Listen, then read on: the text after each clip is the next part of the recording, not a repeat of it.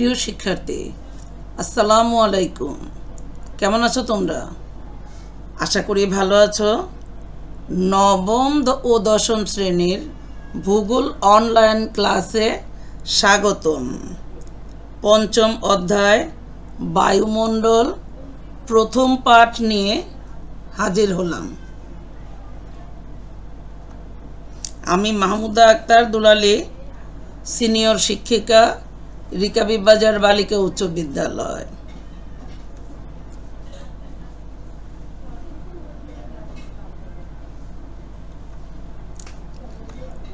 এ পাঠে আমরা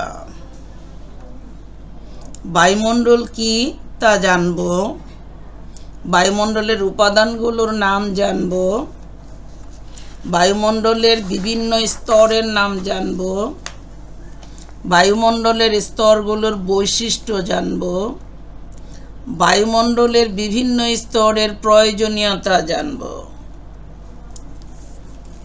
চলো শিক্ষার্থী, আমরা মূল আলোচনায় যাই।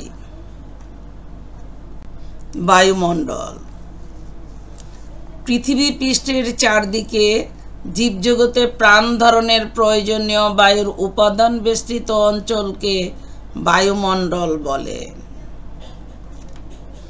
বায়ুমণ্ডলের বয়স প্রায় ৩৫ কোটি বছর।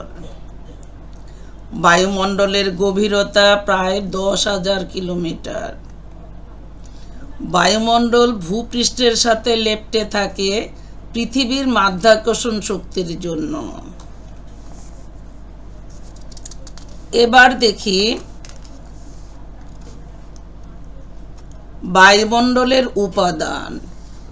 বায়ুমণ্ডল প্রধানত ৩ প্রকার উপাদান দ্বারা গঠিত, যথা বিভিন্ন প্রকার গ্যাস, জলীয় বাষ্প, ধূলিকণা ও কণিকা।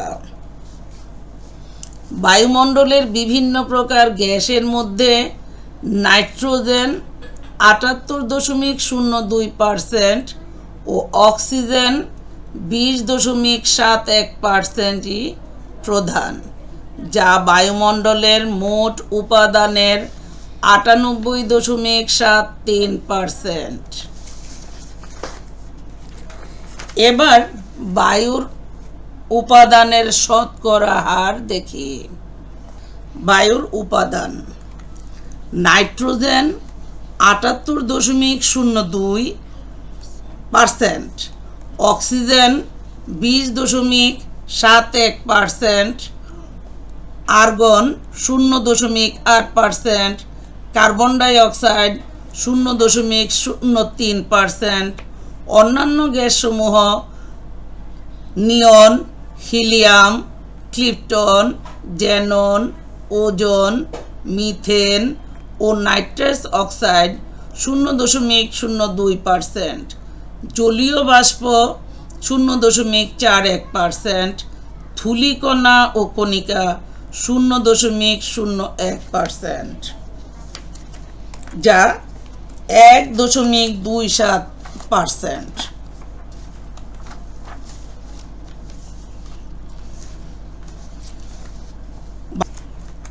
বায়ুমণ্ডলের স্তর বিন্যাস।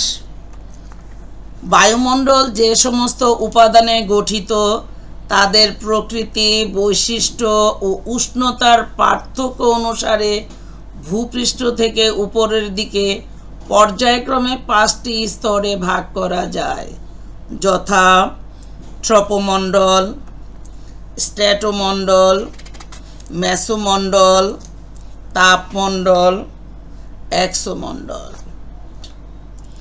উপরস্থ স্তরগুলোর মধ্যে আবার ২টি শ্রেণী আছে: সমমণ্ডল, বিষমমণ্ডল। সমমণ্ডলের ৩টি স্তর, যথা ট্রপোমণ্ডল, স্ট্র্যাটোমণ্ডল, মেসোমণ্ডল। বিষমমণ্ডলের ২টি অংশ, যথা তাপমণ্ডল, এক্সোমণ্ডল।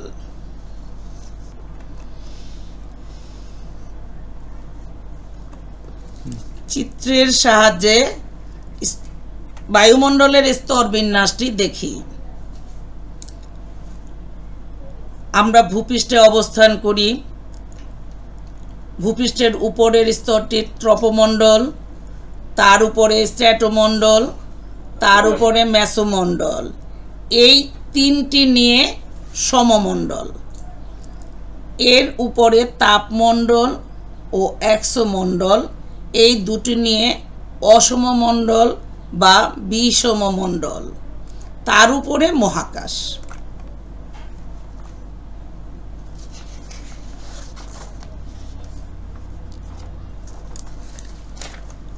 শিক্ষার্থীবৃন্দ, এবার বায়ুস্তরের স্তর বিন্যাস পর্যায়ক্রমে আলোচনা করি।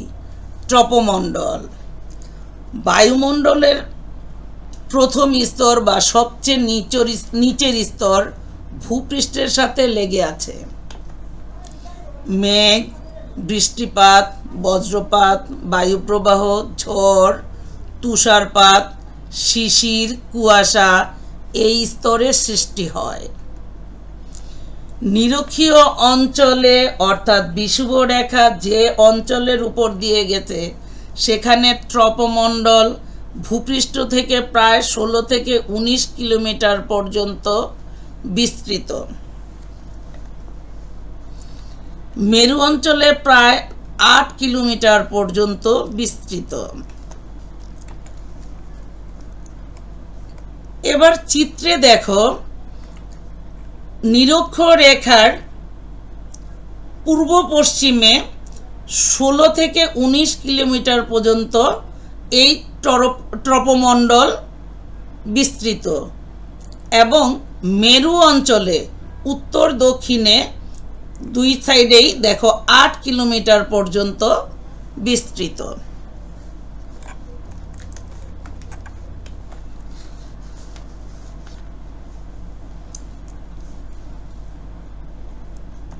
ট্রপোবিরতি বা ট্রপোপজ।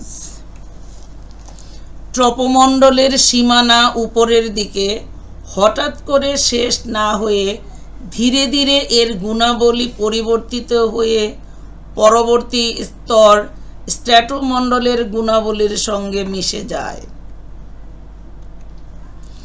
ট্রপোমণ্ডলের শেষ প্রান্তের অংশের নাম ট্রপোবিরতি বা ট্রপোপজ। যে অঞ্চল থেকে ট্রপোমণ্ডল শেষ হয়ে স্ট্র্যাটোমণ্ডল শুরু হয় তাকে ট্রপোবিরতি বলে। ট্রপোপজ বা ট্রপোবিরতিতে তাপমাত্রা -54 ডিগ্রি সেলসিয়াসের নিচে হতে পারে।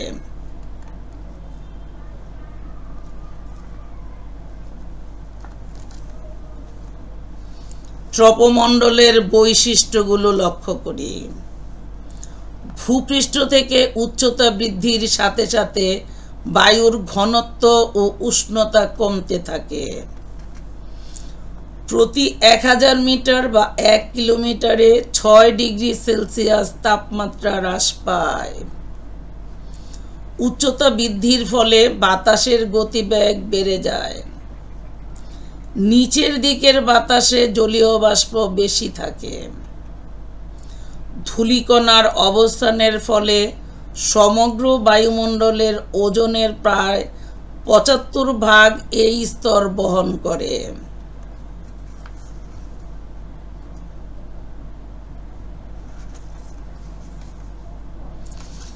স্ট্র্যাটোমণ্ডল বায়ুমণ্ডলের দ্বিতীয় স্তর। ট্রপোবিরতির উপরের দিকে প্রায় 50 কিলোমিটার পর্যন্ত স্ট্র্যাটোমণ্ডল বিস্তৃত। ওজোন স্তর এই স্তরে অবস্থিত, যা সূর্যের ক্ষতিকারক অতি বেগুনি রশ্মি শোষণ করে নেয়। স্ট্র্যাটোমণ্ডল ও মেসোমণ্ডলের মধ্যবর্তী তাপমাত্রায় স্থিতাবস্থায় স্ট্র্যাটোবিরতি বা স্ট্র্যাটোপজ বলে।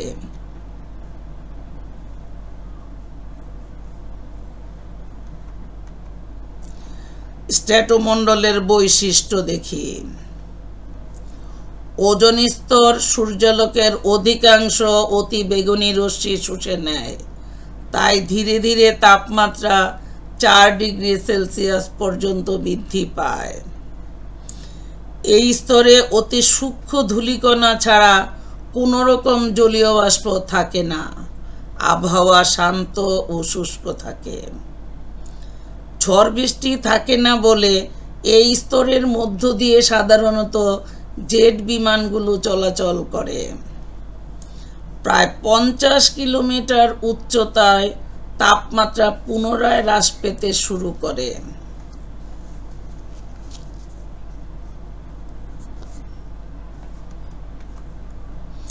মেসোমণ্ডল। স্ট্র্যাটোবিরতির পরে প্রায় 80 কিলোমিটার পর্যন্ত বিস্তৃত বায়ুস্তরকে মেসোমণ্ডল বলে। এই স্তরের উপরে মেসোবিরতি বা মেসোপজ অঞ্চলে তাপমাত্রা হ্রাস পাওয়া থেমে যায়।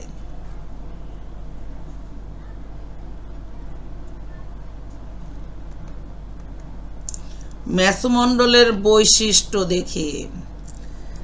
এই স্তরে ট্রপোমণ্ডলের মতোই উচ্চতা বাড়ার সঙ্গে সঙ্গে বায়ুমণ্ডলের তাপমাত্রা কমতে থাকে, যা -83 ডিগ্রি সেলসিয়াস পর্যন্ত নিচে নেমে যায়। মেসোমণ্ডল বায়ুমণ্ডলের শীতলতম তাপমাত্রা ধারণ করে। মহাকাশ থেকে যেসব উল্কা পৃথিবীর দিকে ছুটে আসে সেগুলোর অধিকাংশই এই স্তরের মধ্যে এসে পুড়ে যায়।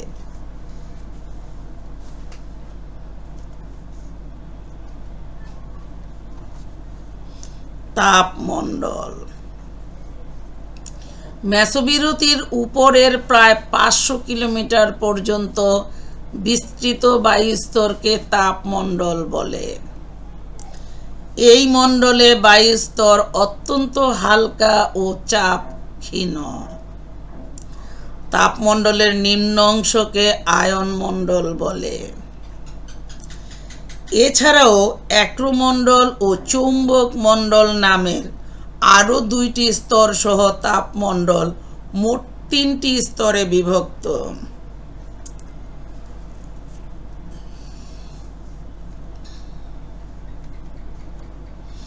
তাপমণ্ডলের বৈশিষ্ট্য লক্ষ্য করি। বায়ুমণ্ডলের তাপমাত্রা অত্যন্ত দ্রুত হারে বৃদ্ধি পেয়ে 1480 ডিগ্রি সেলসিয়াসে পৌঁছায়। তাপমণ্ডলের উপরের স্তরের তাপমাত্রা পরিমাণ প্রায় স্থির থাকে। তীব্র সৌর বিকিরণে রঞ্জন রশ্মি ও অতি বেগুনি রশ্মির সংঘাতে এই অংশের বায়ু আয়ন যুক্ত হয়। ভূপৃষ্ঠ থেকে পাঠানো বিভিন্ন বেতার তরঙ্গ আয়নমণ্ডলের বিভিন্ন আয়নে বাধা পেয়ে পুনরায় ভূপৃষ্ঠে ফিরে আসে।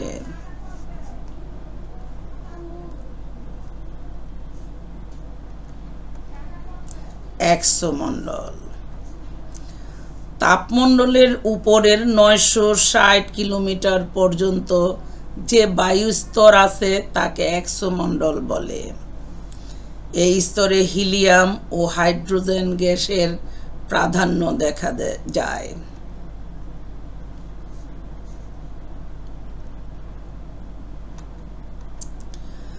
এক্সোমণ্ডলের বৈশিষ্ট্য দেখি। এই স্তর আন্তঃগ্রহ স্থান ও তাপমণ্ডলের মধ্যে অবস্থান করে। আন্তঃগ্রহ স্থান হল 2টি গ্রহের মধ্যবর্তী মহাকাশের শূন্য জায়গা। এই স্তরের তাপমাত্রা প্রায় 300 ডিগ্রি সেলসিয়াস থেকে 1650 ডিগ্রি সেলসিয়াস পর্যন্ত হয়। এই স্তরে খুব সামান্য পরিমাণ গ্যাস যেমন অক্সিজেন, নাইট্রোজেন, আর্গন এবং হিলিয়াম ধারণ করে, কেননা মাধ্যাকর্ষণের ঘাটতির কারণে গ্যাস অণু বা কণাগুলো সহজে মহাকাশে ছড়িয়ে পড়ে।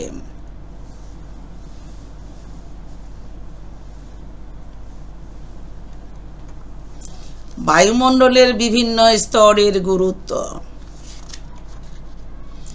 বায়ুমণ্ডল ছাড়া যেমন কোনো শব্দ তরঙ্গ স্থানান্তরিত হয় না, তেমনি ভূপৃষ্ঠ থেকে পাঠানো বেতার তরঙ্গ আয়ন স্তরে বাধা পেয়ে পৃথিবীতে ফিরে আসে। ট্রপোমণ্ডল ছাড়া কোনো আবহাওয়ারও সৃষ্টি হতো না। বরফ জমতো না, মেঘ, বৃষ্টি, কুয়াশা, শিশির, তুষার, শিলাবৃষ্টি ইত্যাদির সৃষ্টি হতো না। শস্য ও বনভূমির জন্য প্রয়োজনীয় বৃষ্টি হতো না। পৃথিবীতে বায়ুমণ্ডলীয় স্তর থাকায় এর দিকে আগত উল্কাপিণ্ড অধিক পরিমাণে বিধ্বস্ত হয়। ওজোন স্তর না থাকলে সূর্য থেকে মারাত্মক অতিবেগুনি রশ্মি বায়ুমণ্ডলে প্রবেশ করে প্রাণীকুল বিনষ্ট করত।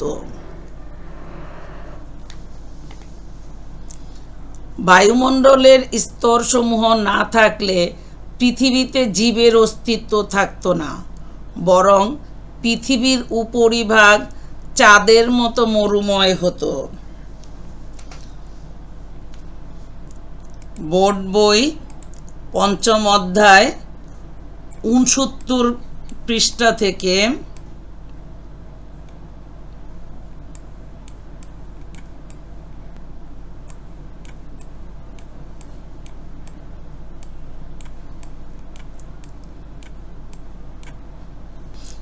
৭৩ পৃষ্ঠার মরুময় হতো পর্যন্ত পাঠ করলাম।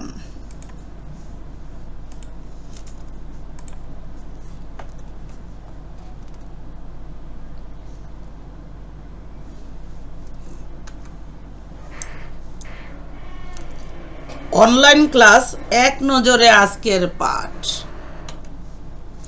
বায়ুমণ্ডল কি তা জানলাম, বায়ুমণ্ডলের উপাদানগুলোর নাম জানলাম, বায়ুমণ্ডলের বিভিন্ন স্তরের নাম জানলাম, বায়ুমণ্ডলের স্তরগুলোর বৈশিষ্ট্য জানলাম, বায়ুমণ্ডলের বিভিন্ন স্তরের প্রয়োজনীয়তা জানলাম।